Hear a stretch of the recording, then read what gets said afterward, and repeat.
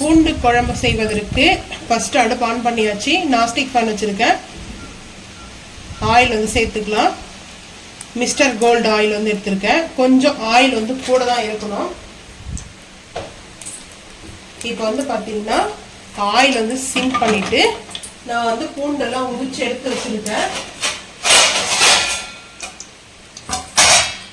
இப்போ பாருங்கள், பூண்டு வந்து நான் பாக்ஸில் வந்து உரிச்சு வாஷ் பண்ணி எடுத்து வச்சுருப்பேன். இதை அப்படியே வந்து சேர்த்துக்கலாம். நேற்றே உரிச்சு வச்சிட்டியா? ஆமாம், எடுத்து ஃப்ரிட்ஜில் வச்சுட்டு இருந்தேன். அதுக்கப்புறம் வெங்காயம் வந்து பார்த்தீங்கன்னா நம்ம சேர்த்துக்கலாம். தக்காளி வந்து முடிஞ்சிச்சு. சரி, நம்ம தக்காளி இல்லாமல் என்ன செய்ய முடியுமோ அப்படின்னு நினச்சிட்டு.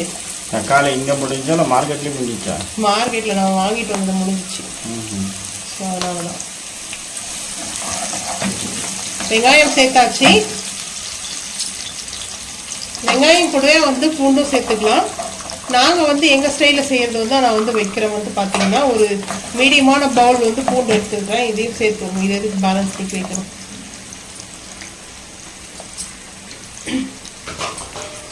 கோல்ட் ஆகிடுது, எல்லாம் மழை நல்லா பெஞ்சிட்டு இருக்கா. ஸோ அதனால் வந்து பார்த்தீங்கன்னா முடிஞ்ச அளவுக்கு வந்து அப்பப்போ சமையல் பண்ணி சாப்பிடுங்க. கொஞ்சம் ஹீட் பண்ணி சாப்பிடுங்க. அப்படி காலையிலே செஞ்சுட்டா கூட ஹீட் பண்ணி சாப்பிடுங்க. சாப்பாடு வந்து பார்த்தீங்கன்னா சாப்பிடும்போது மட்டும் சூடு பண்ணிங்கன்னா போதும். இந்த கோல்டு வந்து அதிகமாக நம்மளுக்கு வராது சூடாக சாப்பிடும்போது. இப்போ வந்து பார்த்தீங்கன்னா கடுகு சேர்த்துக்கிறேன். கடுகு வெந்தயம் சேர்க்கணும். நான் வந்து வெந்தயம் வந்து பார்த்தீங்கன்னா சும்மா கொஞ்சமாக சேர்த்துக்கிறேன், ஏன்னா கோல்ட் ஆக வேண்டான்ட்டு. அதுக்கப்புறம் கடுகு கொஞ்சம் சேர்த்துக்கிறேன். கடுகு வந்து ஃபஸ்ட்டே போடக்கூடாது இதுக்கு மட்டும் பார்த்தீங்கன்னா, ஏன்னா ஃபஸ்ட்டே போட்டோம்னா நம்மளுக்கு ஆயில் வந்து வெடிக்க ஆரம்பிச்சிடும். ஸோ இந்த மாதிரி வந்து நல்லா இது ரோஸ்ட் பண்ணிக்கலாம். பூண்டு வந்து பார்த்தீங்கன்னா இது வந்து கருகக்கூடாது, இந்த மாதிரி ரோஸ்ட் ஆகணும். அதாவது வந்து பார்த்தீங்கன்னா நல்லா ப்ரௌன் கலர் வரும் பார்த்தீங்களா, கோல்டன் ப்ரௌன் அந்த மாதிரி வந்து பூண்டு. அதுக்கப்புறம் கொஞ்சம் அங்கங்கே ஒயிட்டாகவும் இருக்கும், லைட்டாக ஒயிட்டாகவும் இருக்கணும். இந்த மாதிரி பாதி வந்து இந்த மாதிரி குக்காக இருக்கணும், பாதி வந்து இந்த மாதிரி இருக்கணும். ஏன்னா இப்படி தான் இருந்தால் பூண்டு குழம்பு வந்து நல்லா இருக்கும் சாப்பிட்றதுக்கு. அதுக்கப்புறம் வந்து மஞ்சத்தூள் நல்லா ஒரு பிஞ்ச் அளவுக்கு வந்து போட்டுக்கிட்டேன். அதுக்கப்புறம் பார்த்தீங்கன்னா பெருங்காயம் நம்ம எப்போ வந்து யூஸ் பண்ண டிடி பெருங்காயம். கொஞ்சம் பெருங்காயம் கூடவே போட்டுக்கலாம். ஏன்னா பெருங்காயம் வந்து பார்த்தீங்கன்னா கேஸ் ட்ரபிளுக்கும் வந்து யூஸ் ஆகும். அதுக்கப்புறம் கோல்டும் ஆகாது. அதுக்கப்புறம் வெறும் மிளகாய்த்தூள், தனி மிளகாய்த்தூள் வந்து பார்த்தீங்கன்னா 1 ஸ்பூன் வந்து எடுத்திருக்கேன். காஷ்மீரி மிளகாய் பவுடர். அது கூட வந்து பார்த்தீங்கன்னா வெல்லம் ஆட் பண்ணணும். ஆக்சுவலாக வெல்லம் தான் வந்து போடுவாங்க, நாட்டு சக்கரை போடுவாங்க. நம்ம வந்து ஒரு சின்ன ஸ்பூன் அளவுக்கு சுகர். ஏன்னா அதில் வந்து புளிப்பு, காரம், இனிப்பு இது 3மே அறுசுவையாக இருக்கும். ஸோ அதனால தான் வந்து இதெல்லாம் வந்து பார்த்தீங்கன்னா இப்படி நம்ம நல்லா வந்து பார்த்தீங்கன்னா இந்த மாதிரி இப்படி நம்ம மிக்ஸ் பண்ணிக்கணும். மிக்ஸ் பண்ணிவிட்டு அதுக்கப்புறமா நான் புளி கரைச்சேன். நான் வந்து ஒரு பெரிய நெல்லிக்காய் சைஸ் அளவுக்கு வந்து பார்த்தீங்கன்னா புளி எடுத்துருக்கேன். அந்த புளி வந்து கரைச்சி ஃபில்டர் பண்ணி எடுத்து வச்சுருக்கேன். இப்போ அதை சேர்த்துக்கலாம். இந்த எக்ஸ்ட்ரா இருந்துச்சுன்னா அது விட்டுடலாம். இப்போ வந்து பார்த்தீங்கன்னா இந்த காரம் எல்லாமே வந்து கரெக்டாக இருக்கும். உப்பு காரம்லாம் உப்பு வந்து நம்ம இப்போ சேர்த்துக்கலாம். இப்போ வந்து பார்த்தீங்கன்னா உப்பு சேர்த்துக்கும். உப்பு வந்து சேர்த்துக்கலாம். சேர்த்துட்டு ஒரு மிக்ஸ் பண்ணிக்கலாம். நல்லா மிக்ஸ் பண்ணி விட்டுட்டோம்னா நல்லா நம்மளுக்கு அது நல்லா ஒரு கிரேவி டெக்ஸ்சரில் ஒரு நம்மளுக்கு வந்து கிடைக்கும். நல்லா ரெட்டிஷாக வந்து இருக்கும். ஏன்னா வெறும் மிளகாய் தூள் மட்டும்தான். ஃபைனலாக வந்து பார்த்தீங்கன்னா நாங்கள் வந்து எப்போவுமே வந்து கடுகு வெந்தயத்தை வந்து ரோஸ்ட் பண்ணி, ஆயில் ரோஸ்ட்டில் பண்ண மாட்டேன், வெறும் ரோஸ்ட் மட்டும் பண்ணி பவுடர் பண்ணி வச்சுருப்பேன். அது ஃபைனலாக சேர்க்கணும். இப்போ சேர்த்துட்டோம்னா நம்மளுக்கு வந்து கசப்படிக்க ஆரம்பிக்கும்.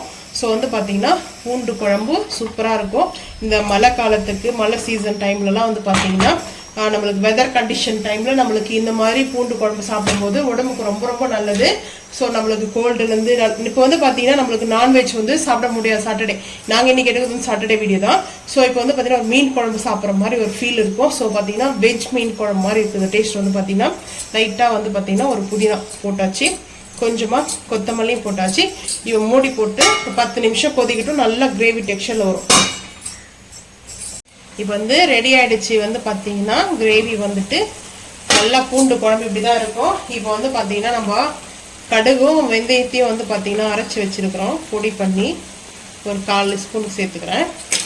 அதுக்கப்புறம் ஃபைனலாக நான் வந்து என்ன ஆட் பண்ண போகிறேன்னா, இந்த பார்த்தீங்கன்னா இப்படி பாருங்க, இது வந்துட்டு நெய் வந்து பார்த்தீங்கன்னா நாங்கள் யூஸ் பண்ணுறது வந்து பார்த்தீங்கன்னா இந்த நெய் தான்.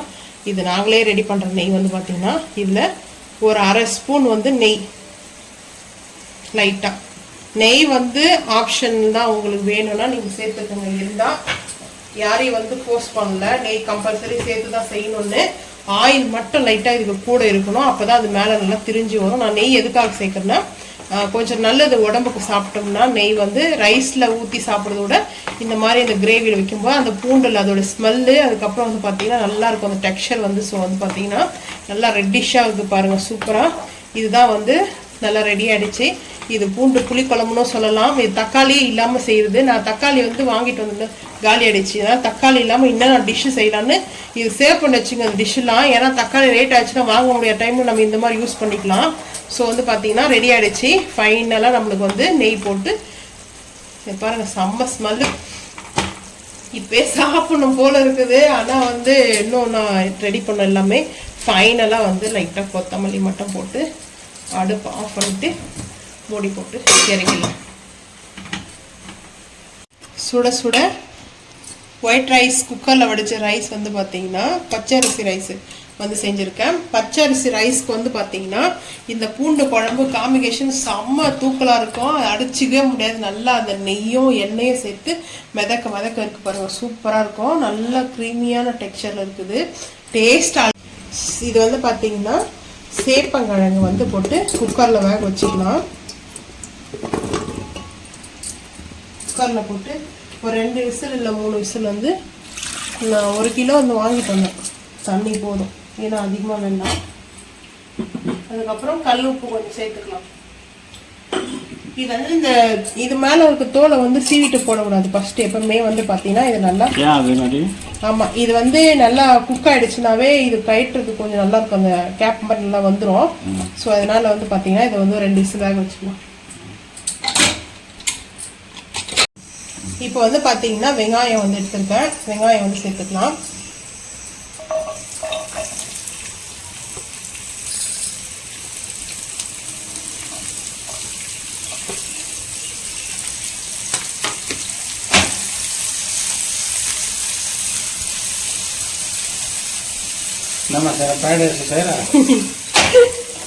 அதெல்லாம் இல்லை, இந்த இது சேப்பங்கிழங்கு இருக்கு இல்லையா, அது ரோஸ்ட் பண்ண போகிறேன்.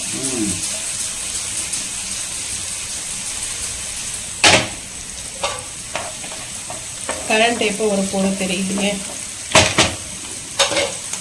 இப்போ வந்து பார்த்தீங்கன்னா லைட்டாக வந்து கொஞ்சமாக வந்து கடுகு வந்து போட்டுப்பேன். அப்புறம் சோம்பு லைட்டாக, அந்த சோம்பு வந்து நல்லா ஒரு ஃப்ளவர் கிடைக்கும். எப்பவுமே ரோஸ்டருக்குலாம் அந்த சோம்பு போட்டு பாருங்கள். வாழைக்காய், அதுக்கப்புறம் பொட்டேட்டோ, இதுக்கெல்லாம் வந்து பார்த்தீங்கன்னா உருளைக்கிழங்கு ரோஸ்ட்டுலாம் இந்த சோம்பு வந்து ஒரு நல்ல ஒரு ஃப்ளவர் கிடைக்கும். ஸோ வந்து பார்த்தீங்கன்னா நல்லா இது வெங்காயம் குக் ஆகட்டும். இது வந்து தக்காளியே இல்லாமல் நம்ம வந்து ஒரு 3 டிஷ் செஞ்சுருக்கோம். இது வந்து தக்காளி பார்த்தீங்கன்னா ரேட் ஆயிடுச்சுன்னா அந்த டைமில் நம்மளுக்கு இது யூஸ் பண்ணிக்கலாம். நான் வந்து 2 பச்சை மிளகாய் பொடிசாக கட் பண்ணி வச்சுருக்கேன். பச்சை மிளகாவும் லைட்டாக ரோஸ்ட் பண்ணிக்கலாம். இஞ்சி பூண்டு பேஸ்ட் அது வந்து நம்ம எவ்வளோ வேணுமோ அந்த அளவுக்கு வந்து எடுத்துக்குவேன். அது உங்களுக்கு வந்து பார்த்தீங்கன்னா இஞ்சி பூண்டு பேஸ்ட்டு பிடிக்கலன்னா இஞ்சி ஸ்கிப் பண்ணிவிட்டு பூண்டு மட்டும் தட்டி போட்டுக்கோங்க. வேணும்னா பூண்டு மட்டும் சாப் பண்ணி கூட போட்டுக்கலாம் சின்னதாக ரோஸ்ட் பண்ணுறதுக்கு. ஸோ வந்து பார்த்தீங்கன்னா இஞ்சி பூண்டு பேஸ்ட்டு பச்சை வாசனை போகிற அளவுக்கு நல்லா வதக்கலாம். விசில் வந்துச்சு. இன்றைக்கி தான் வந்து பார்த்தீங்கன்னா எப்போவுமே குக்கரில் தான் நாங்கள் ரைஸ் வந்து செய்வோம். சரி, இன்றைக்கி வந்து பொன்னி பச்சரிசி வந்து போட்டேன். ஏன்னா இந்த மழை டைமுக்குலாம் வந்து பார்த்தீங்கன்னா பச்சரிசி சாப்பிட்டா கொஞ்சம் ஹீட் ஆகும். ஸோ அதனால் வந்து பார்த்தீங்கன்னா இந்த டைம் தான் சாப்பிட முடியும். வெயில் காலத்துலலாம் வந்து பச்சரிசி வந்து சாப்பிட முடியாது. அந்த பச்சரிசியோடைய ரைஸ் வந்து பார்த்தீங்கன்னா ஓவர் ஹீட் ஆகிடும். இந்த டைமில் வந்து அது ஓவர் ஹீட் ஆச்சுன்னா நம்மளுக்கு அந்த டெம்பரேச்சர் வந்து கரெக்டாக இருக்கும் உடம்புக்கு. அதனால தான் இப்போ வந்து பார்த்தீங்கன்னா சேப்பங்கிழங்கு வந்து சேர்த்துக்கலாம். வேக வச்சது நான் வேக வச்சுருந்தேன் இல்லையா. ஸோ இப்போ வந்து பார்த்தீங்கன்னா இது ஃபஸ்ட்டே நம்ம வந்து மசாலா சேர்க்கக்கூடாது. இது வந்து லைட்டாக அந்த கொஞ்சம் வளவளப்பு தன்மை இருக்கும். ஸோ அது வந்து பார்த்தீங்கன்னா இந்த ஆயிலோட மிக்ஸ் ஆகிட்டு அதுக்கப்புறம் வந்து பார்த்தீங்கன்னா நம்மளுக்கு வந்து இது சேர்த்துக்கலாம். இப்போ வந்து இது கூட வந்து சால்ட்டு மட்டும் சேர்த்துக்கலாம் கொஞ்சமாக. ஆல்ரெடி உப்பு போட்டு தான் வேக வச்சுருக்குறோம். லைட்டாக ஆஃப் பண்ணிக்கலாம். லைட்டாக வந்து சால்ட்டு போட்டிருக்கேன். இப்போ போட்டது நம்ம ரோஸ்ட் பண்ணிக்கலாம் நல்லா. இது வந்து ஹை ஃப்ளேமில் வச்சுட்டு நல்லா அந்த வளவளப்பு தன்மை வந்து ஸோ அதில் வந்து அந்த ஹீட்னால வந்து இதுவாகிடும். வெண்டைக்காயும் இதுவும் ஒன்று தான். வெண்டைக்காய் வந்து பார்த்தீங்கன்னா டிடிஸ் ஃபிங்கர் வெண்டைக்காய், அதுவும் இந்த மாதிரி கொலகொலப்பு தன்மை இருக்கும், வளவளப்பு தன்மையும். ஸோ இதை வந்து நல்லா இப்படி வந்து நான் வந்து பண்ணிக்கிறேன். தாயோட வேக்கன்சி இருக்குது நீங்க அனுப்ப மாட்டேன்றீங்களா? நான் என்ன பண்ணிட்டோம் அங்கே போய் சமைச்சா இங்கே யாரும் சாப்பிட்டு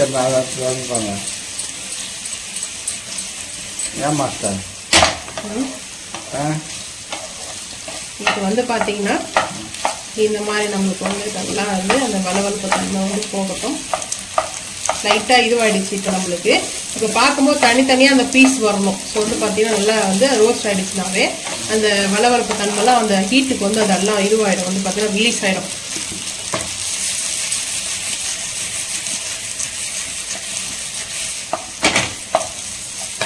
இப்போ வந்து பெப்பர் வந்து சேர்த்துக்கலாம். பெப்பர் தாராளமாக சேர்த்துக்குங்க, அது உங்களோட விருப்பம். நான் வந்து கொஞ்சம் பெப்பர் தூக்கலாக தான் சேர்த்துக்குவேன். அதுக்கப்புறம் சிம் பண்ணிடுவோம். சிம் பண்ணிட்டு மிளகாய்த்தூள் காஷ்மீரி பவுடர் சில்லி வந்து பார்த்தீங்கன்னா 1/2 டீஸ்பூன் எடுத்துருக்கேன். அதுக்கப்புறம் மெயின் இன்க்ரெண்ட் வந்து பார்த்தீங்கன்னா நாங்கள் ரெடி பண்ணுற சாம்பார் வந்து 1 ஸ்பூனுக்கு எடுத்துருக்கேன். இப்போது நாம் இதை வந்து ரோஸ்ட் பண்ணும்போது இந்த மாதிரி நல்லா மிக்ஸ் பண்ணும்போது ஸோ அது ட்ரையாக ஆகும். அதுக்கப்புறம் அந்த வளவளப்பு தன்மை சுத்தமாக வந்து அதில் இருக்காது. ஊற்றின ஆயிலெல்லாம் எங்கே போச்சுன்னே தெரியாது. நல்லா நம்மளுக்கு இந்த மாதிரி தான் வரும். ஸோ இப்போ வந்து கொத்தமல்லி புதினாவும் 2 ஆட் பண்ணிக்கலாம். பன்னீர் 65 மாதிரியே இருக்கு. ஆமாம், நல்லா 65 நல்லா ரோஸ்ட் பண்ணால் எப்படி இருக்கும், கலாப் பண்ணிட்டு அந்த மாதிரிலாம் இருக்கும் பார்க்கறதுக்கே. இது வந்து பார்த்தீங்கன்னா நீங்கள் வந்து சாம்பார் பொடி எனி சாம்பார் பொடியாவது நீங்கள் யூஸ் பண்ணுற சாம்பார் பொடி வச்சு நீங்கள் யூஸ் பண்ணிக்கலாம். அவங்களுக்கு ஏற்ற கரம் மசாலாவோ இல்லை சாம்பார் பொடி ஏதாவது அது நீங்கள் வந்து இது பண்ணிக்கலாம். நாங்கள் எங்கள் வீட்டில் அரைக்கிறதே வாங்க சொல்லிலாம் கம்பல் பண்ணலை. ஸோ வந்து பார்த்தீங்கன்னா நாங்கள் யூஸ் பண்ணுறத வந்து உங்களுக்கு அப்டேட் பண்ணுறோம். இந்த மாதிரி மெத்தடில் நீங்கள் யூஸ் பண்ணிக்கலாம். அவ்வளோதான். இப்போ வந்து ஹை ஃப்ளேம் பண்ணிவிட்டு அடுப்பு வந்து ஆஃப் பண்ணிட்டா போச்சு. அவ்வளோதான், அடுப்பு ஆஃப் பண்ணிடலாம். அடுப்பு ஆஃப் பண்ணிடுறேன். அப்படியா? அவ்வளோதான். இப்போ அடுப்பு ஆஃப் பண்ணியாச்சு. இப்போ நம்ம வந்து பிளேட்டிங் பார்த்துக்கலாம் வாங்க. நீ கூட பாரு, அது மேலே வந்து உட்காந்துக்குது. எங்கே இருக்கு? நீங்க போன் மேலே உட்காந்துக்குது. ஏதா பார்த்துட்டு அது சாப்பிட்றதுக்கு நான் நீ அப்படி வந்திருக்கோ ஒரு வேளை சாப்பிட்றதுக்காக. நல்லா சுட சுட வந்து பார்த்தீங்கன்னா சூடாக நல்லா வந்து ஆவி பறக்குது.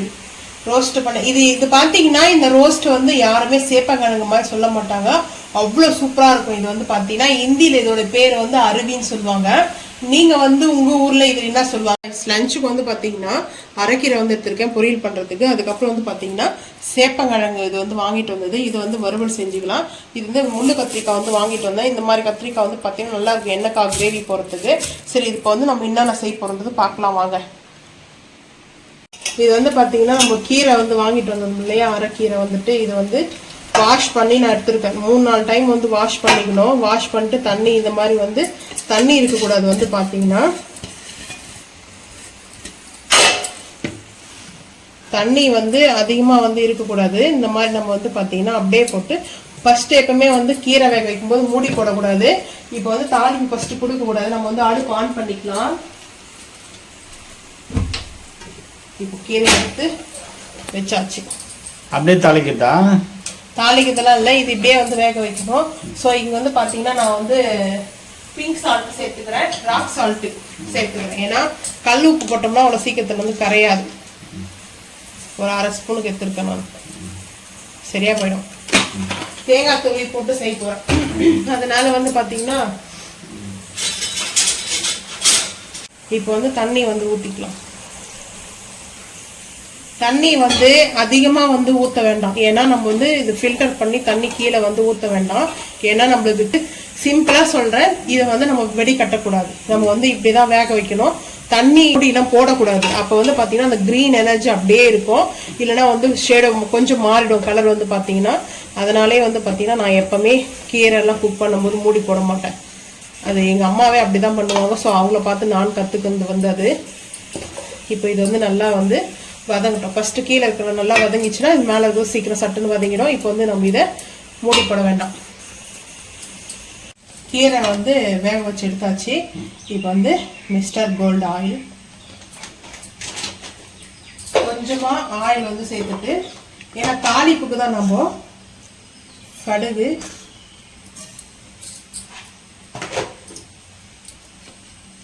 அதுக்கப்புறம் வந்து பார்த்தீங்கன்னா காஞ்சி மிளகாய் வந்து கொஞ்சமா வந்து வெங்காயம்,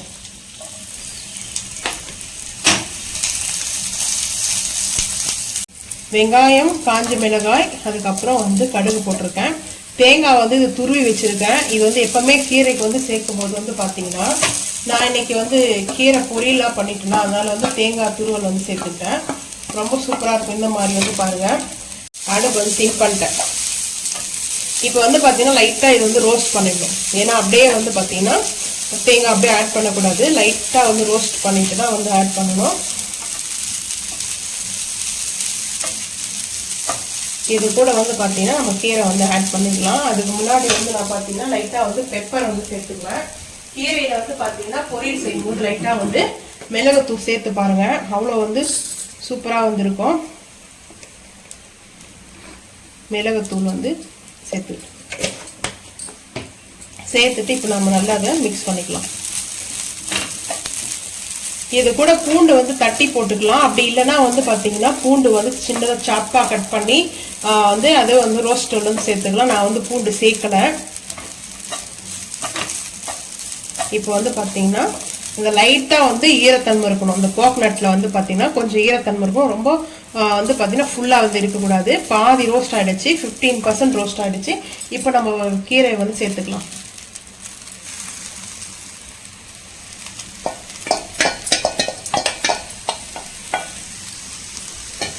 இப்போ இதை வந்து மிக்ஸ் பண்ணிக்கலாம். இப்போ வந்து பார்த்தீங்கன்னா நம்மளுக்கு வந்து கீரை பொரியல் வந்து ரெடி ஆகிடுச்சு. இதுதான் இருக்கும் கீரை பொரியல். ஏன்னா லைட்டு கரண்ட் வர ஆஃப் பண்ணிட்டாங்க. இவ்வளோ நேரம் கரண்ட் இருந்துச்சு, மழை நல்லா பெய்யும் போது. இப்போ மழை விட்டு இருக்குது, கரண்ட் ஆஃப் பண்ணிட்டாங்க. கேமரா லைட் ஆன் பண்ணி பார்ப்போம் எப்படி வருது சொல்லிட்டு. வீடியோவில் பார்த்தீங்கன்னா பொரியல் வந்து இப்படி தான். ஸோ ரெடி ஆகிடுச்சு. இது அடுப்பு ஆஃப் பண்ணிட்டு